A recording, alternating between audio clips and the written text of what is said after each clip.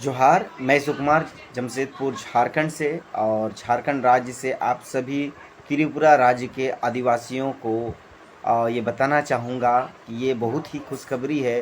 72 सालों में ये फर्स्ट टाइम ऐसा है, इतिहास गवाह बन रहा है कि आदिवासी समुदाय की एक प्रतिनिधि को विधानसभा उपचुनाव में ये मौका मिल रहा है विधायक बनने का। आप सभी का समर्थन अगर मिलता है तो हमारे बाबूराम सतनमी जी विधानसभा के इस उपचुनाव में खड़े हैं। इस उपचुनाव में तिपरा पार्टी जो रीजनल पार्टी है तिपरा मोटा, उस पार्टी से उम्मीदवार है।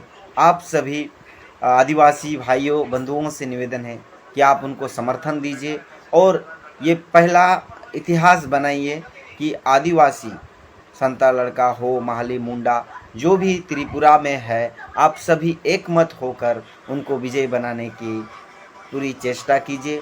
पूरे ज़ोर शोर से एकमत होकर भारी से भारी मतों से बाबूराम सतनमी जी को विजय बनाएं। जोहार।